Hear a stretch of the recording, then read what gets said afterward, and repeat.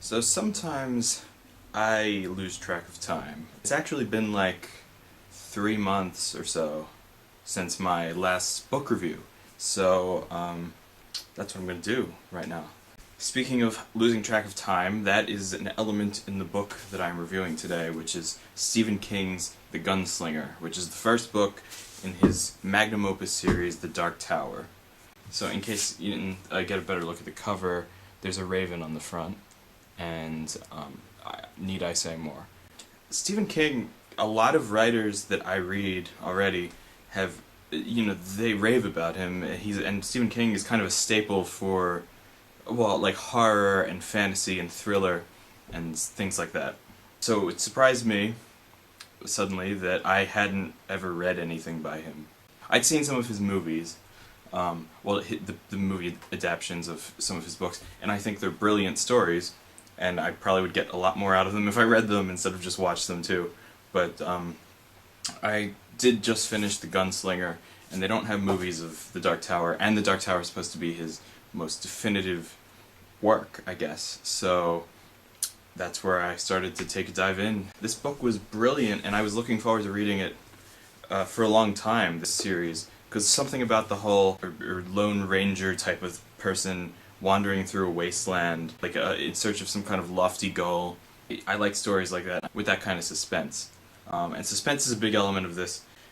So, The Gunslinger, it's about a gunslinger, which is a sort of battle-hardened ranger type of guy he wields guns, obviously. It's Stephen King's sort of parallel to King Arthur's court. Instead of knights, they're gun warriors from a sacred order, and they have to pass a really grueling test in order to gain the respect and the title of a gunslinger. You don't really find much about that until further into the book. As the episode progresses, you start to learn more about why he's doing what he's doing and where he's going, kind of the setup for his mission. The Dark Tower takes place in this fantasy world that seems to be written to be hyper-realistic and yet also innately dreamlike. It's kind of a really good source of escapism, a book like this.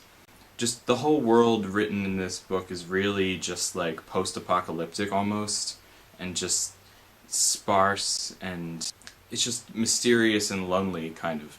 But there's this tension in the air the whole time you're reading it, like something's gonna happen. And Roland, at the beginning of the book, is chasing this man in black across the desert, and you don't know why.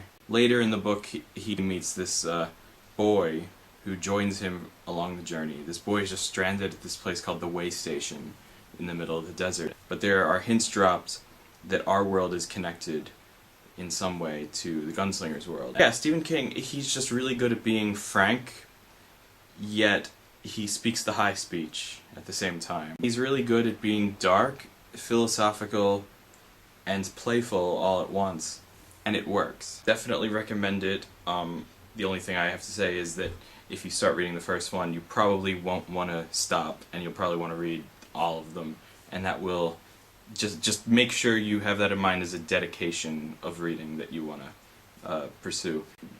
I think I made up my mind that it is. I don't know how quickly I'm going to get through all the books, but we'll see. So, look forward to that.